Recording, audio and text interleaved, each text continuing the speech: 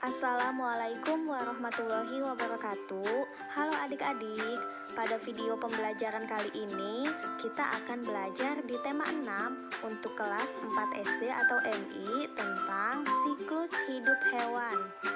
Semua makhluk hidup mengalami pertumbuhan dan perkembangan. Makhluk hidup mengalami beberapa tahapan pertumbuhan dan perkembangan.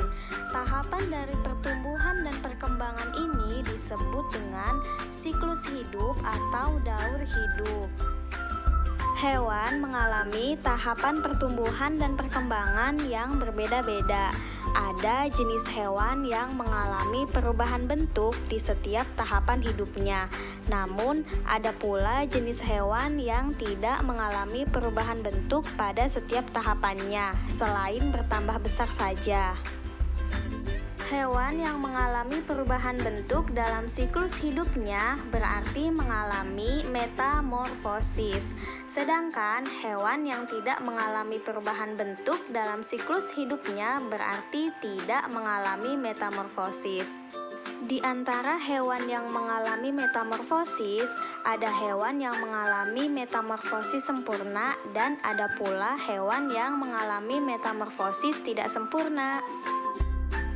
Metamorfosis sempurna adalah proses perubahan bentuk hewan pada setiap tahapan pertumbuhan dan perkembangannya.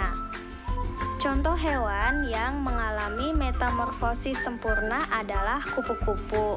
Siklus hidup kupu-kupu dimulai dari telur, kemudian menetas menjadi ulat, lalu tahapan kepompong, hingga tahap akhir yaitu menjadi kupu-kupu. Selain itu, metamorfosis sempurna juga dialami oleh katak. Sedangkan metamorfosis tidak sempurna adalah proses perubahan bentuk hewan yang hanya pada beberapa tahapan pertumbuhan dan perkembangannya. Contoh hewan yang mengalami metamorfosis tidak sempurna adalah belalang. Siklus hidup belalang dimulai dari telur, kemudian menetas menjadi nimfa tidak bersayap, lalu menjadi nimfa bersayap atau belalang dewasa.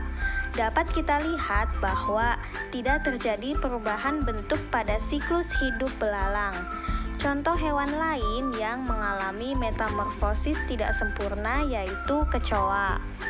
Nah, itu tadi ya adik-adik sedikit penjelasan mengenai siklus hidup hewan.